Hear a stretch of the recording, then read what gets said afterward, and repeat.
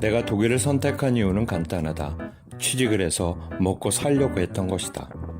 솔직히 난 내가 하는 일에 있어 많은 욕심이 없다. 그건 지금도 마찬가지고 또 대학 다닐 때부터도 마찬가지였다. 대학 학년이 올라갈수록 난 성공과 명예보단 그냥 먹고 살기만 하면 좋겠다는 마음으로 살아왔고 공부했다. 성공과 명예를 기대하기에는 하늘의 별들도 너무 많았고 사실 난 실력도 따라주질 못했다. 그러다 대학 시절 나의 담당 교수님은 독일에서 공부를 하셨던 분이셨고 독일에 대해 많은 이야기를 들을 수 있었다. 교수님의 많은 이야기들 중에서 내가 독일을 선택하게 된 가장 큰 이유는 독일은 몸이 좀 안 좋아서 집에서 그냥 쉬어도 뭐라 하지 않고 몸이 안 좋은 것이 감기같이 누군가에게 옮길 수 있는 것이라면 일을 나가는 것이 오히려 민폐이고 또 안 좋아한다는 말씀이었고 일하는 시간도 그 당시 한국에 비해서는 말도 안 되는 수준이었고 가장 결정적인 것은 지금 하고 있는 공부로도 먹고 살 수 있고 또 휴가가 1년에 6주나 된다는 것이었다. 나 같은 게으름쟁이에게는 이건 천국이나 다름없는 말이었고 무엇보다도 먹고 살 수 있다는 말에 난 독일행을 결심했다. 그런 이유로 난 대학을 졸업하고 바로 독일로와 공부를 좀 더 하고 간신히 직장을 잡을 수 있었다. 이 직장 잡는 과정에서도 많은 우여곡절이 있었으나 지금 썰을 풀자니 영상이 너무 길어지기도 하고 가뜩이나 우울한 영상이 더 우울해질까봐 이건 기회가 되면 썰을 풀도록 하겠다. 그렇게 난 직장에 들어와 처음 일을 하기 시작했다. 처음 독일 직장에서 들었던 느낌은 혼잡 그 자체였다. 뭔가 체계도 없어 보이기도 하고 모든 것이 두리뭉술 넘어가는 느낌이 들기도 하고 말이다. 한국 같으면 이게 안 돼 할 정도로 안 되는 것들이 너무 많았고 또 느렸고 의욕 넘쳤던 한국에서 온 사회초년생의 눈엔 그저 답답하기 그지없던 것이었다. 하지만 신기하게도 그러면서도 해야 할 일들은 다 되어갔고 심지어 좋은 성과를 보이고 있었다. 이건 내가 어느 정도 짬밥이 쌓이고 나서 한 일인데 사실 체계적이지 않은 것처럼 보였지만 굉장히 체계적인 것이었고 무언가를 하면서 경직한다거나 해내야만 한다는 강박관념 없이 다 잘 될 거야. 우린 우리 시스템을 믿어라는 강한 믿음으로 편하게 일들을 하던 것이었다. 항상 무언가를 해내야만 된다는 강박관념을 가지고 있던 내 눈에는 이 모든 것이 굉장히 엉성해 보였지만 시간이 지난 지금은 오히려 그들의 여유로움이 너무 부럽고 쫄보인 나로서는 너무 배우고 싶은 덕목 1순위가 된 것이다. 또 내 마음에 드는 부분은 바로 퇴근 시간 준수이다. 퇴근 시간에 5분만 넘어가도 추가 비용을 회사에서 우리에게 줘야 되기 때문에 거의 대부분 퇴근 시간은 아주 칼이다. 사실 퇴근 시간이 1분, 2분 지나가고 또 5분 정도 넘긴다고 해서 세상이 무너지지도 않는데 1분만 지나도 아주 난리가 난다. 그것에 대해서 동료들하고 얘기를 한 적이 있는데 동료들은 이렇게 얘기했다. 만약 1분을 양보하고 2분을 양보하면 이것이 나중에는 30분이 되고 또 1시간 또 2시간으로 늘어나기 때문에 아예 싹을 잘라놔야 된다는 것이었다. 이 얼마나 든든한 동료들이고 또 시스템인가. 거기에 공식적으로 1년에 6주간의 휴가가 있다. 나 같은 경우는 1년에 6주 휴가 기간을 회사에서 정해져서 나오는 특수한 경우이지만 대부분의 회사는 자신이 나누어 1년에 6주 휴가를 쓸 수 있는 것으로 알고 있다. 또 역시 다른 직종은 잘 모르겠지만 우리 직종은 한 회사에서 15년 이상을 다니게 되면 무적이 된다.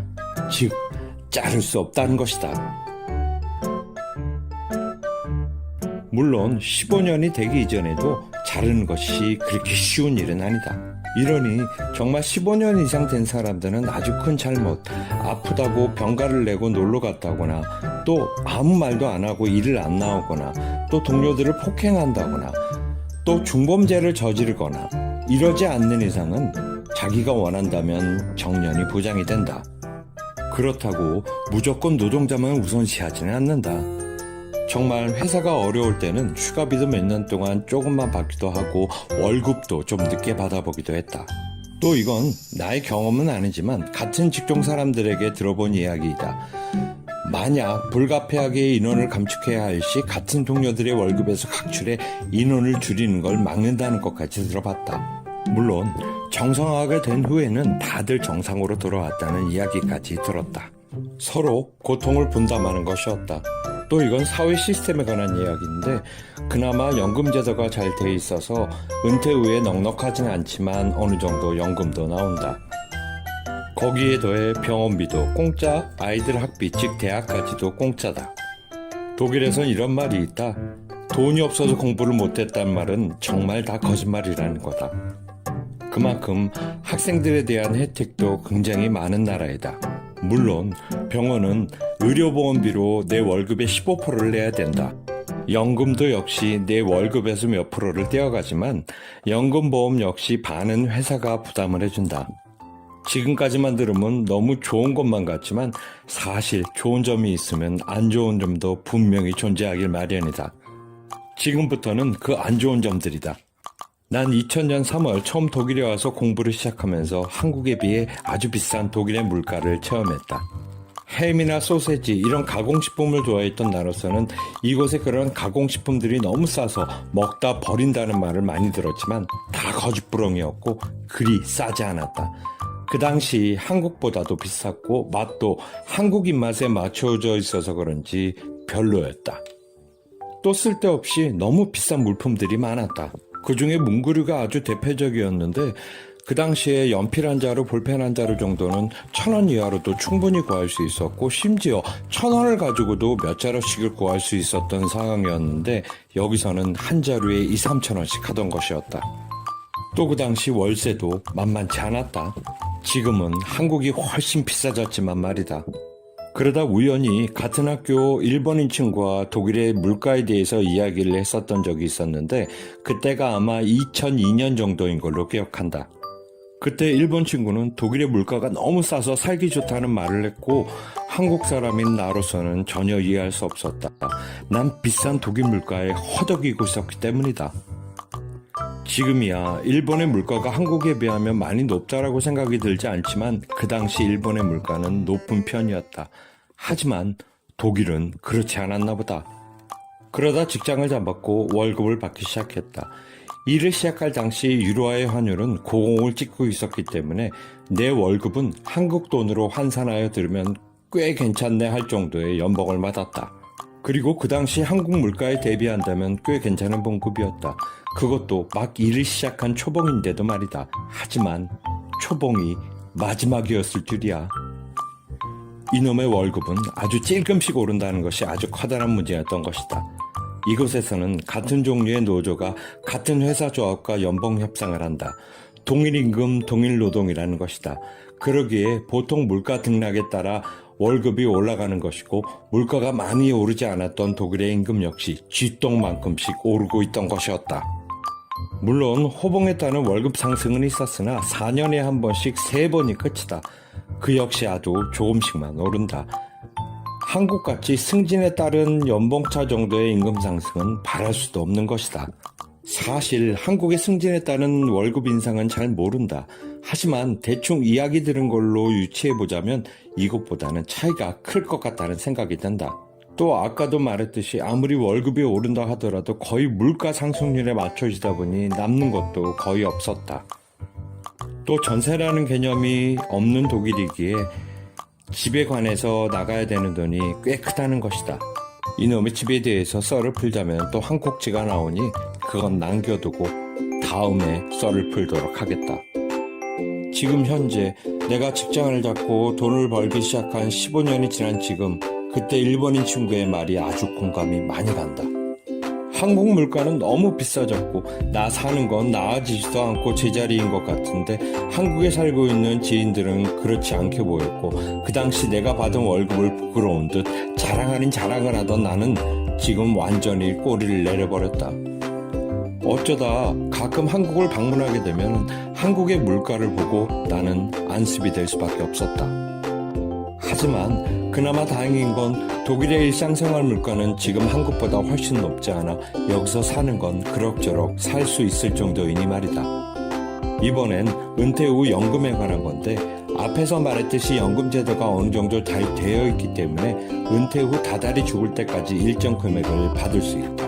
하지만 이 은퇴 나이가 점점 많아지고 있다.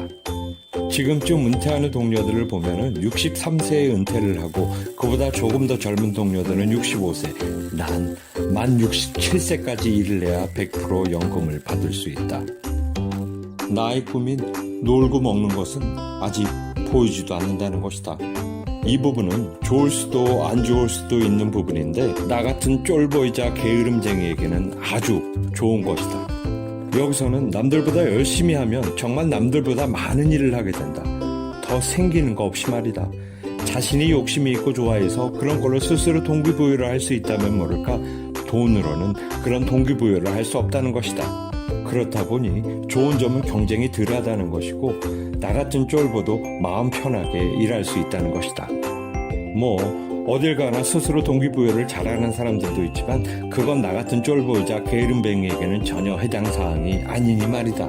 혹시 독일에서 다른 직종에서 일하시는 분이 계시다면 다른 부분이나 틀린 점이 있다면 꼭 지적질 부탁드린다. 그리고 또한 내가 아는 것은 내가 일하는 직종에 한한 것이니 꼭 참고만 하시길 바라고 진짜로 틀린 점이나 다른 점 지적질 부탁드린다. 그거라도 제발 너무 아무것도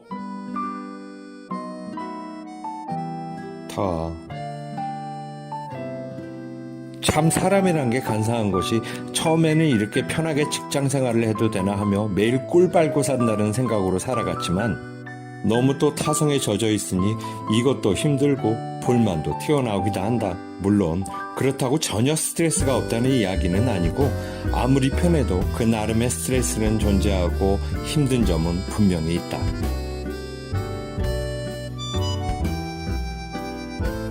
지금 누군가가 회사가 나에게 무엇이냐고 물어본다면 난 어느 드라마에서 나온 문점장이 얘기했듯이 이 직장을 통해 우리 식구가 삼시세끼를 먹을 수 있고 벽과 지붕이 있는 곳에 살 수 있고 또 우리 아이들 옷도 사고 공부도 시킬 수 있는 아주 고마운 곳이라고 답하고 싶다. 물론 나의 노동력을 제공하고 받은 돈이지만 고마운 것은 고마운 것이다. 당연히 장단점은 존재하지만 난 이곳을 선택했고 이것은 나에게 편하기도 또 고맙기도 한 곳이 되었다. 또 한국이 그리워 잠시 한국을 방문하고 다시 독일집으로 돌아오면 마음도 놓이고 뭔가 진짜 내 보금자리로 돌아온 듯한 느낌이 든다. 나도 모르게 어느새 이곳이 나의 두 번째 고향이 되었다.